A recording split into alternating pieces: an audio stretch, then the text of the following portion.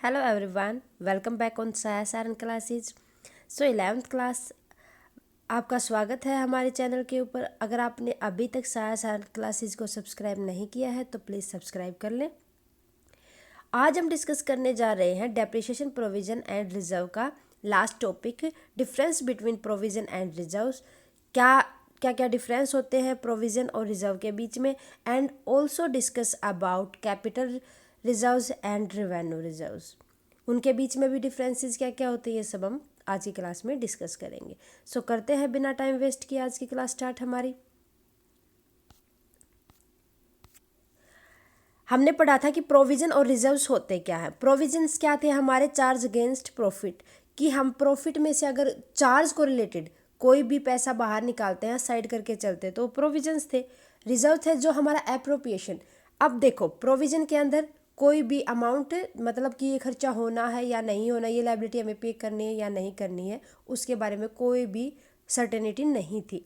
But reserve के अंदर appropriation of profit means profit में से एप्रोप्रिएशन लगा के इसमें सर्टेनिटी होती है कि इतना पैसा हमें लगाना ही पड़ेगा। ओके, सो हम ये पढ़ चुके थे पहले, बस रिकॉल करने के लिए मैंने स्लाइड लगाई थी। बात करेंगे आज की क्लास हमारी कि डिफरेंसेस क्या क्या होते हैं रिजर्व एंड प्रोविजन के बीच में। सबसे पहला डिफरेंस की बात की जाए बेस के ऊपर, कि बेसिक नेचर कैसा होता है। जो प्रोविजंस होते हैं हमने अभी पढ़ा था, वो चार्ज होते हैं अगेंस्ट प्रॉफिट, और जो रिजर्व्स होते हैं हमारे, वो एप्रोप्रिएट ऑफ प्रॉफिट, एप्रोप्रिएशन होता है उनके अंदर। ठीक है, अब बात करते हैं कि जो प्रोविजंस होते हैं वो किस पर्पज से बनाए जाते हैं और रिजर्व किस पर्पज से बनाए जाते हैं। प्रोविजंस बनाए जाते हैं हमारे फ्यूचर में जिसकी कोई भी सर्टेनिटी नहीं होती, उन लाइबिलिटीज़ और एक्सपेंसेस को पे करने के लिए उनके रिगार्डिंग बनाए जाते हैं कि हो सकता है ये खर्चा हो या ना हो। ओके, इसी तरीके से रिजर्व्स बनाए जाते हैं बिजनेस की फाइनेंशियल पोजीशन को स्ट्रॉन्ग करने के लिए, उसकी स्ट्रेंथ को बढ़ाने के लिए, ताकि फ्यूचर में अगर हमें फाइनेंशियली अगर पैसे की नीड हो तो हम रिजर्व में से उनको यूज कर सकते हैं। क्लियर है। थर्ड की बात की जाए, इफेक्ट ऑन टैक्सेबल प्रॉफिट। जो प्रोविजंस होते हैं वो टैक्सेबल प्रॉफिट में को रिड्यूस कर देते हैं, कम कर देते हैं। मीन्स प्रोविजन प्रॉफिट को कम कर देंगे, लेकिन रिजर्व के केस में क्या हो जाएगा, it has no effect on taxable profit. Taxable profit के ऊपर इसका कोई भी इफेक्ट नहीं आता। ओके, फोर्थ पॉइंट की बात की जाए, प्रेजेंटेशन इन बैलेंस शीट। जो रिजर्व्स होते हैं, प्रोविजंस होते हैं, उनको हम दिखाते हैं असेट साइड में। जिस भी असेट्स के अगेंस्ट हमने उनको बनाया है, जैसे हमने debtors provision for doubtful debts बनाया है, तो हम उनको क्या करेंगे, बैड डेट्स होंगे हमारे पास, उनमें से लेस कर देंगे। डेटर्स के लिए बनाया है तो डेट्स के लिए बनाया तो उनको डेटर में से अलग कर देंगे। प्रोविजन फॉर डेप्रिशिएशन है तो उनको असेट्स में थे, उस प्रोविजन में से जो डेप्रिसिएशन हमें पे करना उसको घटा के जो बचेगा वो हम असेट्स में से घटा देंगे। इसी तरीके से अगर लाइबिलिटीज़, करंट लाइबिलिटीज़ की बात की जाए तो जितनी हमें पे करनी है वो घटा देंगे हम लाइबिलिटीज़ में से, रिलेटेड लाइबिलिटीज़ में से। ओके, रिजर्व्स की बात की जाए कि it is shown on the liability side after the capital. जब हमने कैपिटल निकालनी है तो उस कंडीशन में हम रिजर्व्स को शो करके चलते हैं लाइबिलिटी साइड। ठीक है, बात की जाए एलिमेंट ऑफ कंपल्सेशन, कि कंपल्सन का मतलब क्या होता है, किसको बनाना कंपल्सन होता है, कौन सा एलिमेंट होता है उनके कंपल्सन के लिए बनाने के लिए। सो प्रोविजन के केस में क्या होता है कि अगर कोई भी प्रॉफिट नहीं है तो भी इनको बनाया जाता है, प्रॉफिट हो चाहे ना हो, लेकिन प्रोविजंस तो तैयार किए जाते हैं।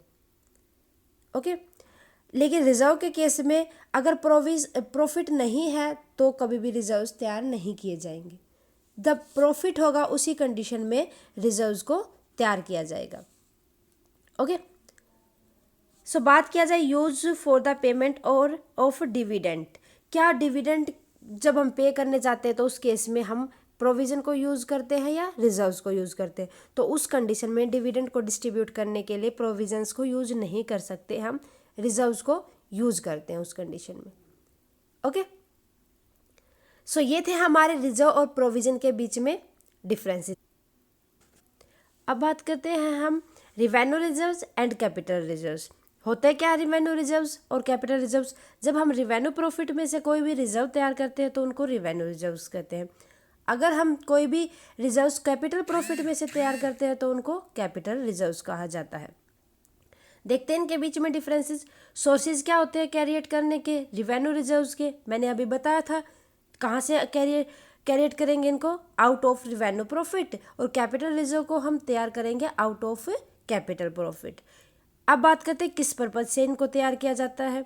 रिवेन्यू रिजर्व्स को हम तैयार करते हैं बिजनेस की फाइनेंशियल पोजीशन को स्ट्रेंथन करने के लिए, बढ़ाने के लिए। उसी रिगार्डिंग हम कैपिटल रिजर्व्स को तैयार करते हैं जब कोई भी लीगली रिक्वायरमेंट होती है हमारे बिजनेस के अंदर, या अकाउंटिंग प्रैक्टिस को करने के लिए कैपिटल रिजर्व्स को तैयार किया जाता है, उनका यूज़ किया जाता है। बात करेंगे इसको कहाँ पर यूज़ करते हैं हम। जो रिवेन्यू रिजर्व्स होते हैं वो हमारे स्पेसिफिक रिवेन्यू रिजर्व भी, as a specific revenue reserve भी तैयार करते हैं, जो इरामार्क पर्पज मीन्स क्या हो जाएगा, जब किसी भी स्पेसिफिक पर्पज़ के लिए हम उसको यूज कर सकते हैं, और जनरल पर्पज़ के लिए भी, कि हमें किसी भी चीज़ की नीड है हमारे बिजनेस के अंदर, कोई भी जनरल पर्पज़ हो सकता है किसी भी तरीके का, तो जब भी हम रिवेन्यू रिजर्व्स को तैयार करते हैं। लेकिन कैपिटल रिजर्व के केस में ओनली स्पेसिफिक पर्पज़ के लिए ही तैयार किया जाता है, जो कि अकॉर्डिंग टू बिजनेस ला या कंपनी ला के अकॉर्डिंग जो कोई भी स्पेसिफिक पर्पज़ होता है तभी कैपिटल रिजर्व्स को तैयार करते हैं। सो स्टूडेंट्स, ये थे हमारे डिफरेंसेस रिवेन्यू रिजर्व्स के अंदर एंड कैपिटल रिजर्व के अंदर। सो आज ये हमारे चैप्टर के अंदर इतना ही था, इससे आगे कुछ नहीं करना है हमें। बहुत ही इंपॉर्टेंट है डेप्रिसिएशन का टॉपिक हमारा। डेप्रिसिएशन में से जो एंट्रीज मैंने करवाई थी वो भी आपको अच्छे से करनी है, क्योंकि मोस्ट प्रोबेबिलिटी चांस होते हैं इनके जो मेथड है उनमें से क्वेश्चन आने के। ओके स्टूडेंट्स, उम्मीद है कि आपको अच्छे से समझ आया होगा। इसी उम्मीद के साथ मिलते हैं नेक्स्ट क्लास में। आज के लिए बस इतना ही। अच्छे से प्रैक्टिस करते रहो, पढ़ते रहो, ताकि आपको कहीं भी कोई दिक्कत ना आए। स्टूडेंट्स, आप हमें कमेंट करके बताएं आपको हमारी क्लासेज कैसी लगी, और साथ ही साथ कमेंट करें अगर आपकी कोई भी क्वेरी है तो। और ज़्यादा से ज़्यादा क्लासेज को अदर स्टूडेंट्स के साथ शेयर करें, लाइक करें, ताकि हमें भी मोटिवेशन मिले और हम आपको और बेटर प्रोवाइड कर सकें। स्टूडेंट्स, मिलते हैं नेक्स्ट क्लास में। Bye. Thank you very much classes को देखने के लिए।